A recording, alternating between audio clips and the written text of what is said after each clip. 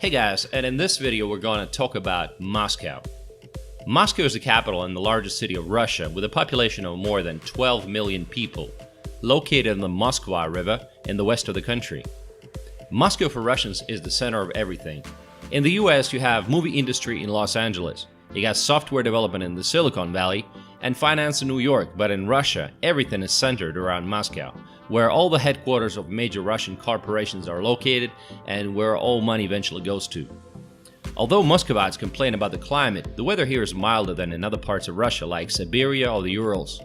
The climate here is typical for the European part of Russia, and average summer temperatures are similar to that of cities like Paris or Berlin.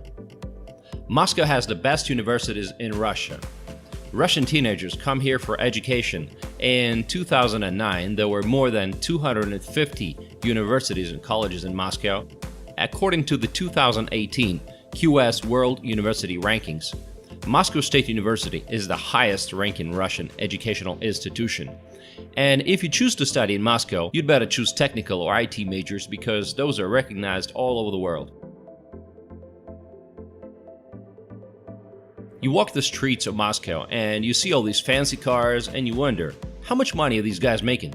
The average salary in Moscow in 2017 is just $1,100 a month, which by Russian standards is very good salary, but the income gap is unbelievable. That explains all the Ferraris and the latest model BMWs you see on the streets. No wonder, Moscow enjoys much higher standards of living compared to the rest of Russia. In terms of billionaires, Moscow now takes the 4th place in the world, being even ahead of London. Moscow is home to all the federal authorities of the country, the government of the Russian Federation, the State Duma, the Federal Council, the Supreme Court, and the Moscow Kremlin, which is the official residence of the president. All this turned Moscow into a city of status and special vehicles with sirens and flashing lights on top. There are at least 630 cars used by top-ranking government officials that have the right to use sirens and ignore traffic rules when necessary. They are allowed to speed, drive on the wrong side of the road, or even pass ambulances or fire engines. This is unthinkable in the US and Europe, right? And it's extremely uncomfortable for ordinary citizens. In Moscow, it doesn't really matter what you do for a living. If you're not part of the system and you don't have connections, you're a second-rate citizen. Some high-ranking government officials never cross paths with ordinary citizens at all. They live in their gated communities outside of Moscow and prefer to take their vacations abroad. More and more Russians come to live in Moscow. Why? Well, because salaries here are higher and the city provides great business opportunities. Here you can find the wealthiest customers in Russia and earn a good living. There are lots of international companies and more people speak English, so you have excellent opportunities to build an international career. It is easy to meet and learn from famous Russian TV stars and speakers. Lots of them have open events, which sometimes are completely free of charge.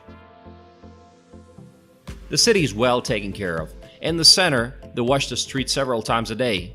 Moscow has such a diversity of architecture, starting with Kremlin walls and the Stalin period famous Seven Sisters and the modern skyscrapers of Moscow City. Everything is so beautiful.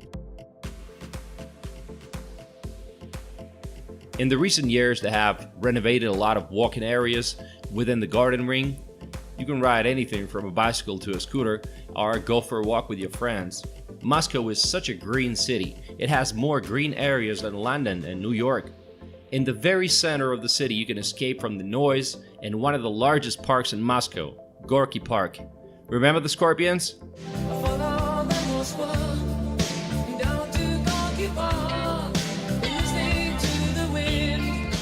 There's everything for everyone. You can lie on puffs and deck chairs, ride a bike, there's free Wi-Fi, a skating park, and the biggest sandpit in Moscow.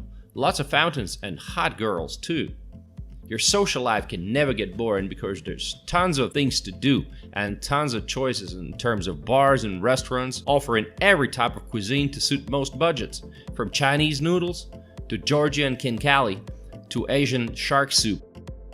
In Moscow, you can satisfy any gastronomic foodie. What are some of the famous sights of Moscow? In the historic core sits the Kremlin, the biggest active fortress in Europe that's home to the president, and the Tsar's treasures in the armory. Outside its walls is the Red Square, Russia's symbolic center.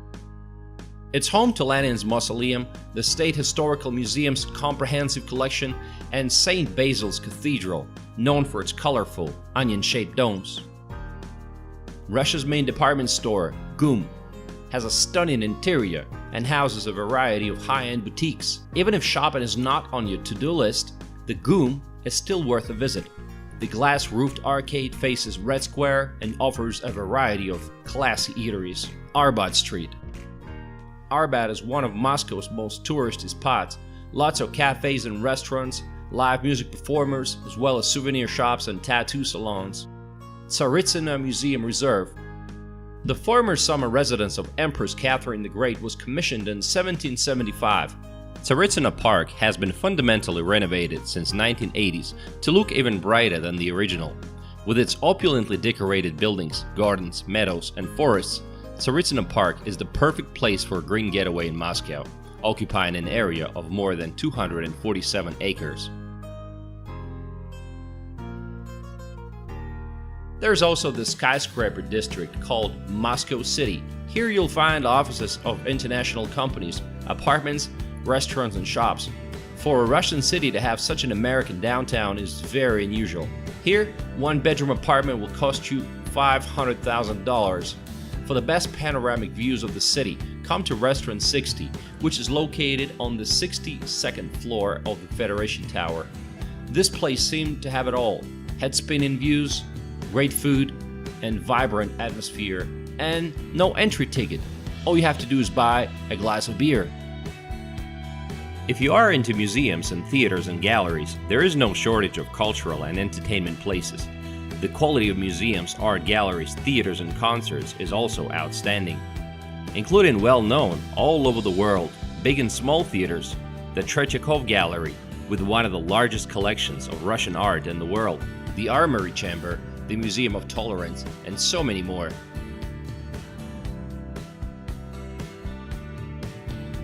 Despite being such a huge city, Moscow feels surprisingly safe.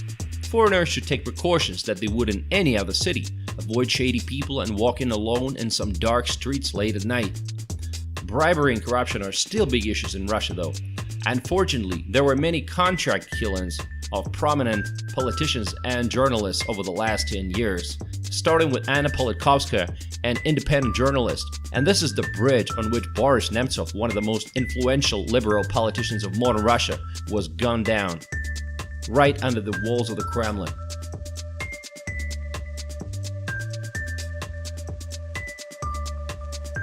In Moscow, everything is gigantic. Buildings, roads, everything is huge. Kutuzovsky Avenue, in the very center, has 10 lanes, complicated road connections, garden ring with a length of 15 kilometers, and the huge Moscow Circle Road. Despite all of this, traffic in Moscow is notoriously bad. It's normal to commute for an hour or more just to get to work in the morning. Residents of Moscow are used to many kilometers of red lights and loss of time. Every time you need to get someplace, you have to get your GPS to get the best possible route. And to leave the city on the weekend, you'll have to get up really early. In the year 2000, there were 2.6 million cars in the city. Then in 2012, already 4.5 million, and every year the number of cars grows by about 4%. Moscow has the best roads in Russia. Today, car sharing and bicycle sharing gained huge popularity. You won't be able to ride a bike all over the city, but the situation is changing for the better and more areas are open for cycling. The main transport of Moscow is the subway, or the metro, as they call it here. Metro in Moscow, along with a monorail road, has 214 stations, and they're putting a lot of effort to build new ones. How many more stations do they need, you ask? You know, if you look at tiny Oslo in Norway, it has 101 metro stations for a population of just 500,000, so it's clear that there's room for growth. They're planning to introduce 40 more new stations in different parts of the city by 2020. Daily metro ridership is more than in New York or London. Moscow is always action-packed.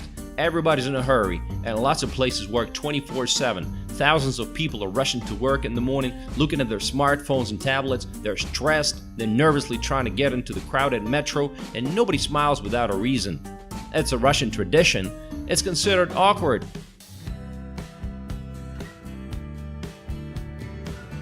What are the cons of living in Moscow? Well, it feels like someone is always watching your back. Security gates everywhere. Every public place you go to, they always scan your bags. Housing prices. For a typical Russian with an average salary, it's going to take decades to save up for a modest apartment. There's a tough parking situation. The city is huge and some friends don't see each other for months. For many, just to get out to the city center on the weekend is an accomplishment.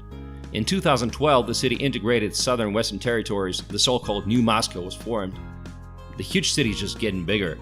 Due to the large numbers of vehicles in the city, there's an alarming situation with the environment. Not all of Moscow is homogeneous. The outskirts are very different from the Garden Ring area. Outside of the Garden Ring, Moscow can hardly be distinguished from any other major city in Russia. This is what Sokolniki looks like. If you love nature, fishing and hunting, picking berries and mushrooms, pure air and water, just know that to get to the nearest decent forest is going to be at least a 150-kilometer drive. Some people spend more than 3 hours to get to the countryside.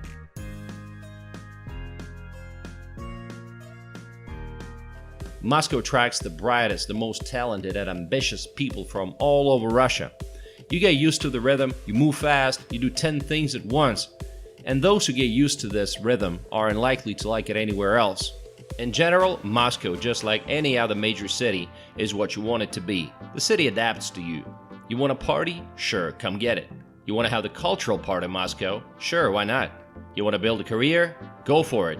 The cost of real estate in Moscow is all about location.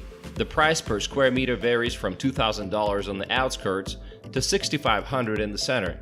Housing in the center can cost impressive amounts of money. There is a so-called golden triangle, where even an old babushka's one-bedroom apartment can cost you more than $1 million.